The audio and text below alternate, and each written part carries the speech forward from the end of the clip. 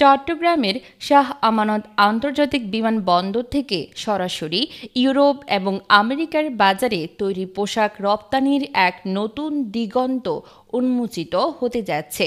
ভারতীয় ভূখণ্ড এড়িয়ে এয়ার শিপমেন্ট চালুর লক্ষ্যে প্রয়োজনীয় অবকাঠামোগত প্রস্তুতি ইতোমধ্যেই সম্পন্ন করেছে বিমানবন্দর কর্তৃপক্ষ।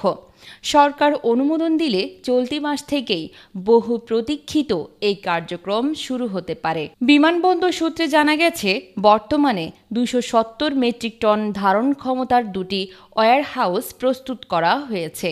পাশাপাশি আধুনিক দুটি স্ক্যানার ও একটি ওজন পরিমাপক যন্ত্র চালু করা হয়েছে। বিমানবন্দরের পরিচালক গ্রুপ ক্যাপ্টেন শেখ আবদুল্লাহ আলমগীর জানিয়েছেন, এয়ার শিপমেন্ট প্রক্রিয়ায় ট্রাক থেকে পণ্য নামানোর পর তা নির্ধারিত নিরাপত্তা প্রোটোকল অনুযায়ী পরীক্ষা নিরীক্ষা করা হবে।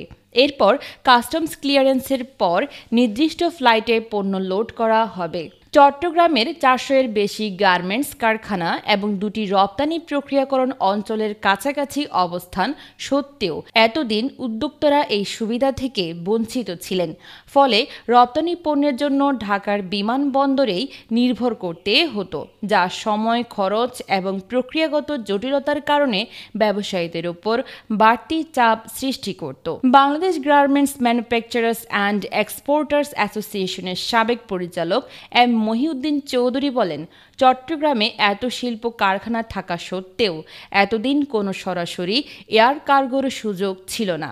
ঢাকা কেন্দ্রিক এই নির্ভরতা উদ্যোক্তাদের জন্য বোঝা হয়ে দাঁড়িয়েছিল। এই উদ্যোগ বাস্তবায়িত হলে তার নতুন আশার আলো হয়ে উঠবে। আন্তর্জাতিক বিজনেস ফোরামের chairman S M Abu Taiyeb মনে করেন, চট্টগ্রাম থেকে সরাসরি ইউরোপ ও আমেরিকায় পণ্য পাঠানো সম্ভব হলে রপ্তানি কার্যক্রমে গতি আসবে, সময় এবং খরচ দুটোই সাশ্রয়ী হবে। এখনই সময় দ্রুত এটি বাস্তবায়নের। উল্লেখ্য, ২০০৫ সালে চট্টগ্রাম থেকে ইত্তেহাদ ও এমিরেটস এয়ারলাইন্সের মাধ্যমে মধ্যপ্রাচ্যে সরাসরি কার্গো ফ্লাইট চালু হলেও ২০২১ সালে তা বন্ধ হয়ে যায়।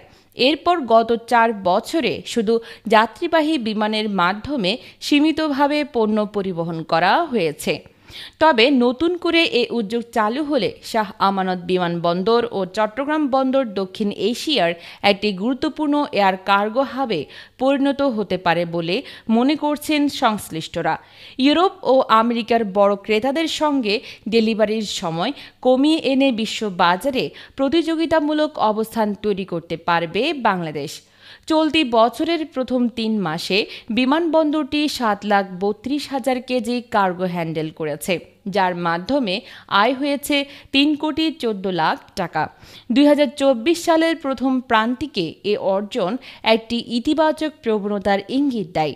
বিশেষজ্ঞদের ধারণা, নিয়মিত এয়ার শিপমেন্ট চালু হলে রাজস্ব ও কার্যক্রম বহুগুণে বাড়বে। সব মিলিয়ে শাহ আমানত আন্তর্জাতিক বিমানবন্দরের এই রূপান্তর দক্ষিণাঞ্চলের উদ্যোক্তাদের পাশাপাশি গোটা দেশের রপ্তানি বাণিজ্যে এক নতুন সম্ভাবনার দুয়ার খুলে দেবে।